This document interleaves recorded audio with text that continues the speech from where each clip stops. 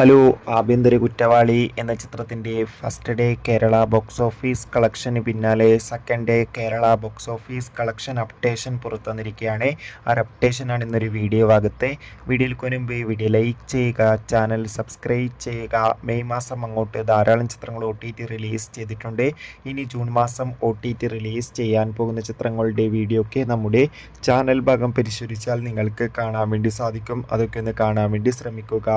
ആസിഫ് അലി, ജഗദീഷ്, ഹരിശ്രീ അശോകൻ എന്നൊക്കെ പ്രധാന കഥാപാത്രങ്ങളായിട്ട് ചിത്രമായിരുന്നു ആഭ്യന്തര കുറ്റവാളി. ചിത്രത്തിന് അത്യാവശ്യം ഒരു അഭിപ്രായമായിരുന്നു ആദ്യ ദിവസം ലഭിച്ചിട്ടുണ്ടായിരുന്നത്. അതേ അഭിപ്രായം തന്നെയാണ് ഇന്ന് രണ്ടാം ദിവസവും നടക്കുന്നത്. ഇന്നും അത്യാവശ്യം ഒരു ബുക്കിംഗ് ആണ് ചിത്രത്തിന് കേരളത്തിൽ നടന്നത്. അതുകൊണ്ട് തന്നെ ഇന്ന് മാത്രം 90 ലക്ഷം മുതൽ 1 കോടിക്ക് വരെ കളക്ഷൻ നേടിയെടുക്കാൻ വേണ്ടി സാധിക്കുമെന്നാണ് ട്രാക്കിംഗ് റിപ്പോർട്ടുകൾ സൂചിപ്പിക്കുന്നത്. കാത്തിരിക്കാം ആഭ്യന്തര കുറ്റവാളി എന്ന ചിത്രത്തിൻ്റെ കൂടുതൽ ബോക്സ് ഓഫീസ് കളക്ഷൻ റിപ്പോർട്ടിനായി.